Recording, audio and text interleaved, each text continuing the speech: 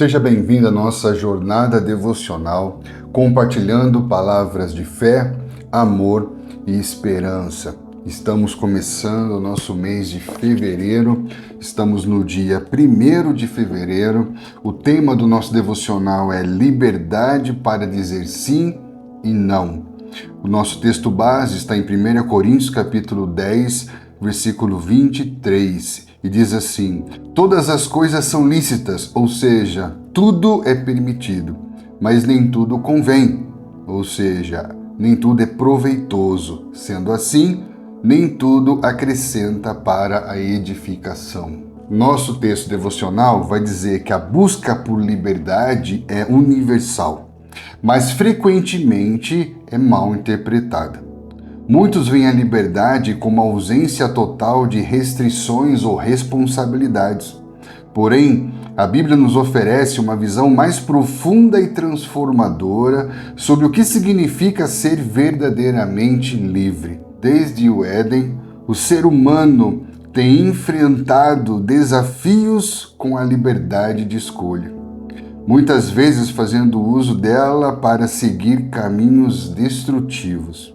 No entanto, em Cristo, somos chamados a uma liberdade diferente, que não serve de pretexto para indulgências pessoais, mas como um convite para viver de maneira que reflete o caráter de Deus. Estamos começando um novo mês e estamos tratando sobre um princípio extremamente importante dentro da vida cristã, que se trata da liberdade. Quando nós falamos sobre a liberdade, nós temos perspectivas diferentes, pontos de vistas diferentes. E toda ideia de liberdade tem a sua genealogia, tem a sua origem.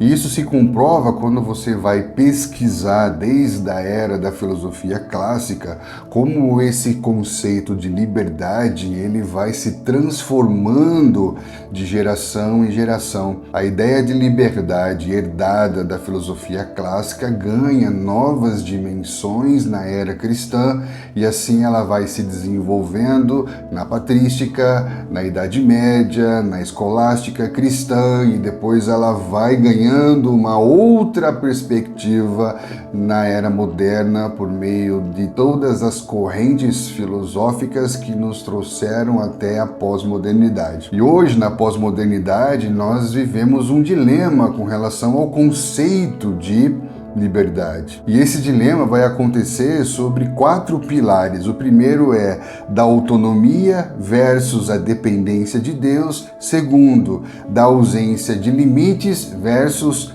responsabilidade moral. Terceiro, liberdade como o fim versus liberdade como um meio para o propósito, e a liberdade baseada na subjetividade versus a liberdade baseada numa verdade objetiva, concreta e absoluta. Com relação à autonomia e à dependência de Deus, para a perspectiva pós-moderna, a liberdade está associada com a autonomia absoluta do indivíduo e a rejeição de qualquer autoridade externa, que nada mais é do que um processo de autodivinização, ou seja, quando eu me torno Deus, quando eu entro na proposta da serpente na tentação do Éden de ser como Deus. Então, dentro dessa perspectiva pós-moderna autocentrada, se manipula o conceito de liberdade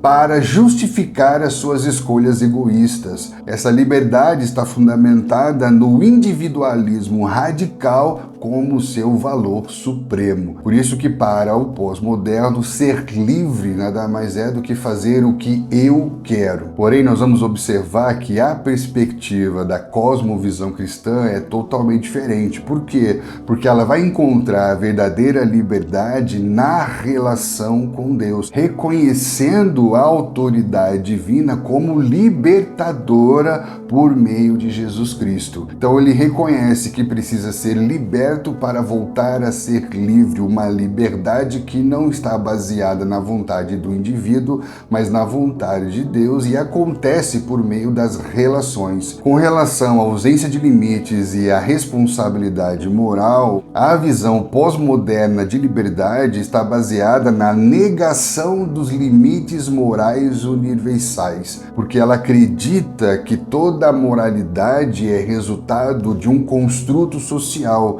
de uma narrativa manipuladora e controladora. Então, a pós-modernidade rejeita os padrões absolutos pré-estabelecidos, que vai exaltar o seu desejo individual, independente das implicações que isso pode trazer ao outro. Então vai ser um princípio validador da libertinagem em nome da liberdade do indivíduo. Já a perspectiva da cosmovisão cristã vai acreditar nessa liberdade responsável, baseada em limites morais que protegem e direcionam. Ela crê em leis morais universais que revelam o caráter de Deus e trazem responsabilidade. Com relação à liberdade como um fim e à liberdade como um meio para o propósito, na visão pós-moderna, liberdade é o objetivo final. A liberdade é o meu ídolo, a liberdade é o propósito último, a liberdade é o sentido, é a celebração da autodeterminação, que no final das contas pode levar ao homem a um vazio existencial. Já na cosmovisão cristã, a liberdade é um meio a partir do qual nós vivemos um propósito de amar a Deus e amar ao próximo, de servir a Deus e de servir ao próximo. A liberdade é o meio pelo qual cumprimos um propósito de Deus e encontramos realização ao invés de vazio existencial. Porque o sentido da liberdade é a glória de Deus e não a autodivinização do homem. Com relação à subjetividade da liberdade e à liberdade objetiva e concreta, para a pós-modernidade, que é resultante do relativismo moral, a liberdade está associada com a experiência do indivíduo, sua verdade versus a minha verdade, sua liberdade versus a minha liberdade. Então ela vai fazer uma desconstrução das metanarrativas, uma diluição dos absolutos pré-estabelecidos e vai tornar a experiência da liberdade subjetiva e relativa ao indivíduo. Já na cosmovisão cristã, a verdade ela é objetiva e concreta, porque ela está fundamentada no padrão de Deus, que é o próprio Cristo. E entendermos esse último ponto que fala sobre a liberdade subjetiva relativa da pós-modernidade e a liberdade objetiva e concreta da fé cristã é fundamental para o tempo que nós estamos vivendo. Porque a visão pós-moderna de liberdade ela é muito subjetiva, ela é muito abstrata. E isso torna ela também muito contraditória, porque ao mesmo tempo que não existe nenhuma verdade absoluta sobre a liberdade, todo e qualquer tipo de liberdade é verdadeira. No entanto, a nossa visão cristã de liberdade, ela se baseia num fundamento objetivo e concreto, que é o próprio Cristo. A liberdade é um dom de Deus. Deus nos chamou para a liberdade por meio de Jesus Cristo. E isso só é possível de ser vivido pelo Espírito Santo de Deus. Então Jesus é o modelo absoluto e perfeito de liberdade e o Espírito Santo nos ensina a viver como Jesus. Portanto, a liberdade cristã não é uma abstração, não é uma idealização filosófica, mas é uma realidade objetiva, concreta e transformadora. Assim como nós cremos que a verdade não é uma ideia a ser debatida, mas a pessoa do Filho de Deus a ser conhecida, nós também cremos que a liberdade não é apenas uma ideia a ser defendida, mas uma relação a ser construída. E esse entendimento vai nos ajudar a resolver um grande dilema, porque para muitos a liberdade é a capacidade de fazer tudo o que se deseja, é ser livre para fazer a sua própria vontade. No entanto, essa perspectiva, ela também é contraditória. Por quê? Porque se tudo o que eu faço é aquilo que eu quero fazer, conclui-se que os meus desejos governam as minhas ações. Dessa forma, eu estou sujeito aos meus impulsos, e se tudo o que eu faço é tudo o que eu quero, já não sou tão livre quanto penso ser. E o que vamos encontrar por trás de um discurso de liberdade, de autonomia, é uma realidade de dependência e de escravidão. A perspectiva cristã vai resolver esse dilema ao redefinir a liberdade não como a realização irrestrita da minha própria vontade, mas a restauração da capacidade de viver o que fomos originalmente criados para viver. Logo, a liberdade não está fundamentada no fazer o que eu quero, mas fazer o que eu fui criado para ser. Porque dentro do universo ninguém se torna o que não foi criado para ser. Nós já estudamos aqui que por causa da corrupção do desejo, o homem passou a se tornar refém da sua cobiça, que é desejo sem limites. Portanto, em Cristo nós encontramos de novo a liberdade para escolher o que é bom e recusar o que é mal. Por isso que nós fizemos a citação aqui de Wilson Porte, um teólogo brasileiro, que vai dizer que o desejo humano por autonomia total não representa a verdadeira liberdade, mas uma forma de escravidão. A verdadeira liberdade está em ser quem fomos criados para ser, livres de medos, livres de ansiedades e das compulsões que nos limitam. Uma vez que entendemos que somente em Cristo somos verdadeiramente livres, nós precisamos de uma vez por todas desenvolver essa perspectiva redimida da liberdade, porque nós temos a impressão de que muitos cristãos têm uma visão pessimista e negativa da liberdade, vendo a liberdade como um assunto a ser evitado, como se ele fosse muito perigoso ao ponto de levar cristãos à prática da imoralidade e até mesmo distanciamento de Deus. Essa perspectiva revela que a nossa visão da liberdade ainda não foi regenerada, porque está baseada na impotência moral do homem caído em ser verdadeiramente livre. E se nós não nos sentimos seguros para lidar com a liberdade em Cristo, nós corremos o risco de recorrer à religiosidade, porque ao invés de eu viver essa liberdade em Cristo, procuramos na religiosidade meios de controlar as paixões por meio de regras rígidas e uma disciplina cética. E Paulo, em Colossenses capítulo 2, versículo 23, vai dizer que isso tem, de fato, aparência de sabedoria com sua pretensa religiosidade, falsa humildade e severidade para com o corpo, mas não tem valor algum para refrear os impulsos da carne.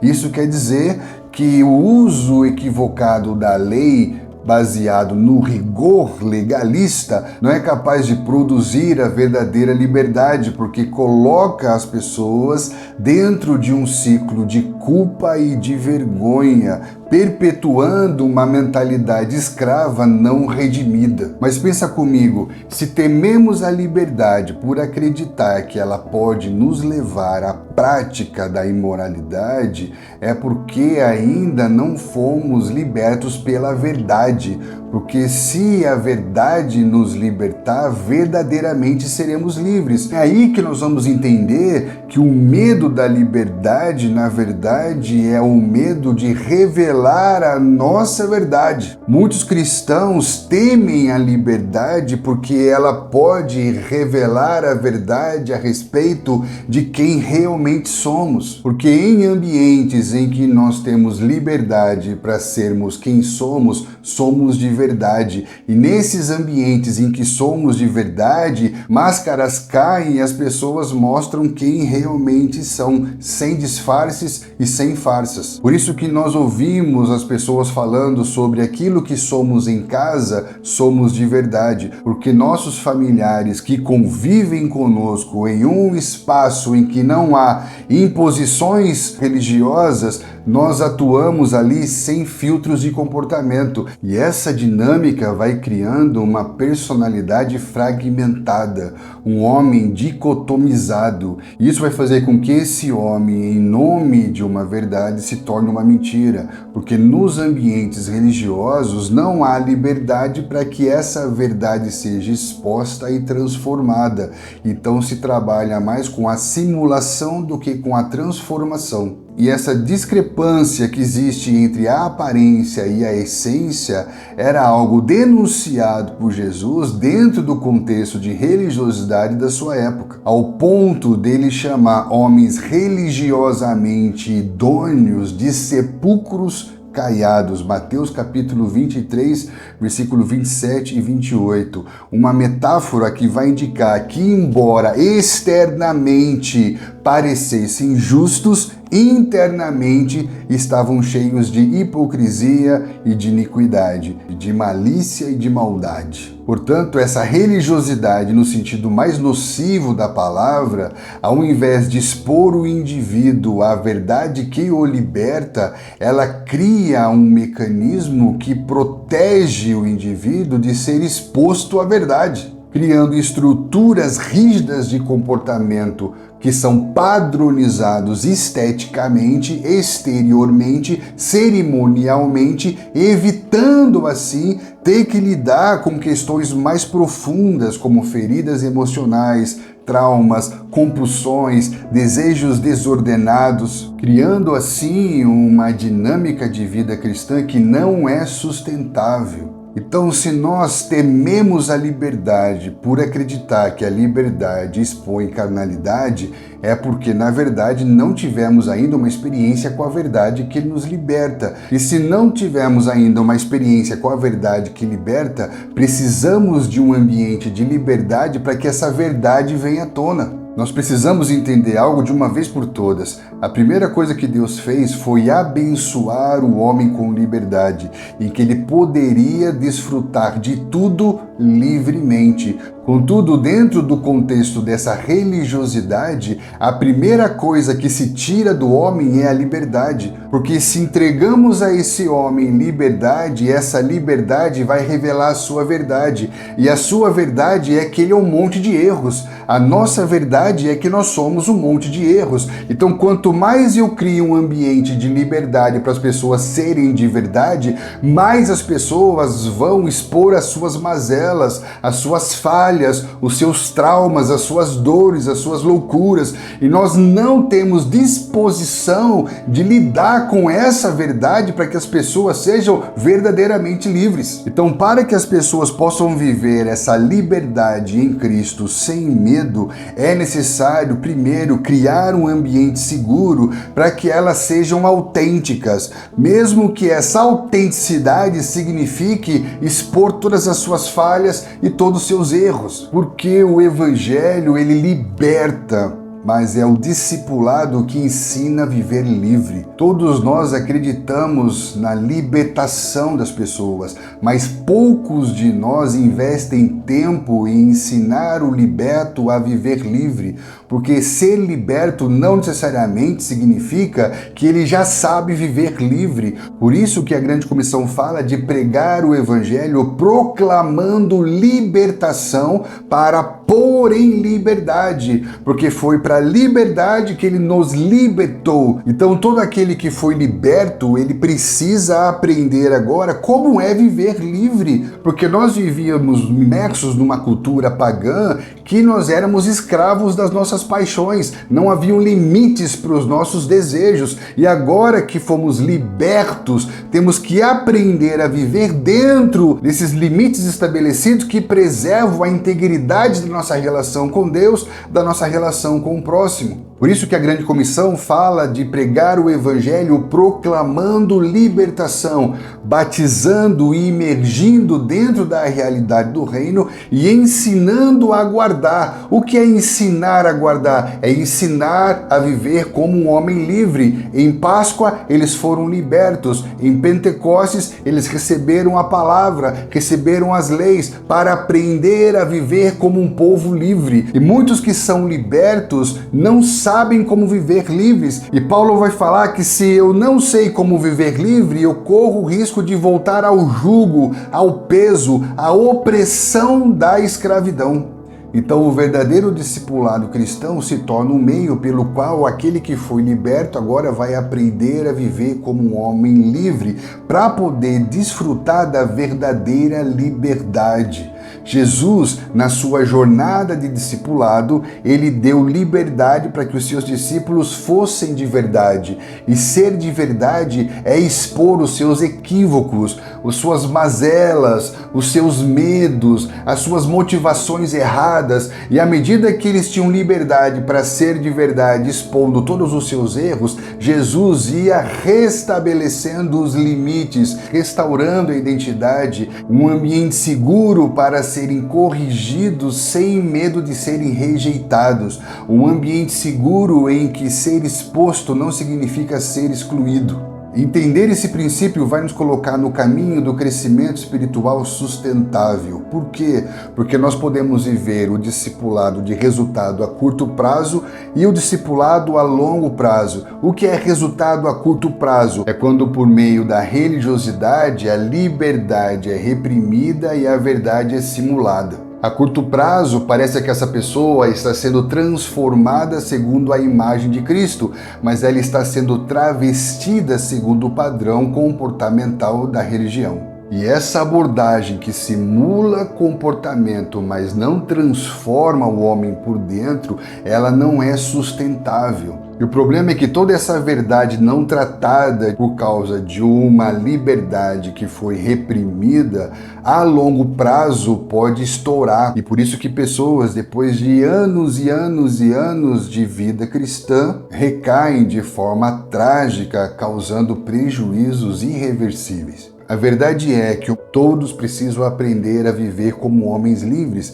e esse aprender a viver como homens livres é discipulado. E discipulado nada mais é do que lidar com problemas. E nós temos dois caminhos: ou nós escolhemos não tratar com os problemas no começo e ter que lidar com problemas muito maiores anos depois, ou nós decidimos já lidar com todos os problemas no início e assim a longo prazo tem estrutura para suportar a pressão do mundo e permanecer fiel a Deus. Então lembre-se disso. Jesus tem o poder para libertar o homem, mas é a caminhada como discípulo de Jesus que vai tornar esse homem livre. Esse tipo de ambiente seguro só é possível de ser desenvolvido a partir de relacionamentos de aliança, a partir de relacionamentos em que há o comprometimento total de todos, a partir de um discipulado relacional que não está baseado em métodos de ensino, mas em relacionamentos de confiança, que por meio das demandas práticas da vida promove um crescimento mútuo da fé rumo à maturidade cristã. Esse ambiente que nós estamos falando é um ambiente de graça, que revela e transforma, ao invés do ambiente de religiosidade que esconde e disfarça. Por isso que 1 Pedro capítulo 2, versículo 16 diz: sede livres, não usando da liberdade como um pretexto para fazer o mal, mas vivam essa liberdade como servos de Deus. 1 Coríntios 8, 9 diz: mas vede que esta vossa liberdade não seja de algum modo escândalo para os fracos. 1 Coríntios 10, 23 nos ensina que, embora todas as coisas sejam permitidas, nem todas as coisas são benéficas. Então está dizendo que a verdadeira liberdade não tem a ver com viver uma vida sem limites,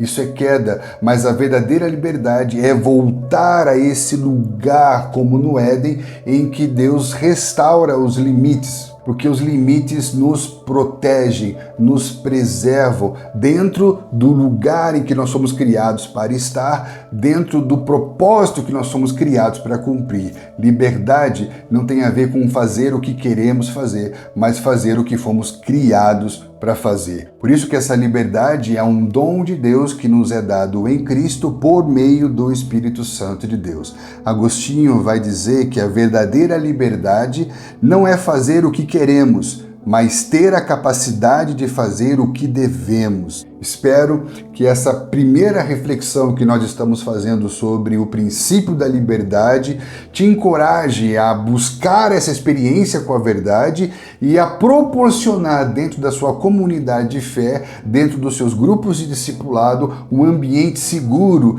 para que as pessoas tenham liberdade, para ter uma experiência com essa verdade que liberta e aí sim sejam verdadeiramente livres. Você possa pensar sobre esse princípio, meditar sobre isso, compartilhar sobre esse princípio com seus irmãos, falar sobre isso com seus filhos e que nós possamos trilhar por esse caminho de transformação e crescimento espiritual sustentável. Que Deus te abençoe. Espero encontrar você aqui no nosso próximo devocional.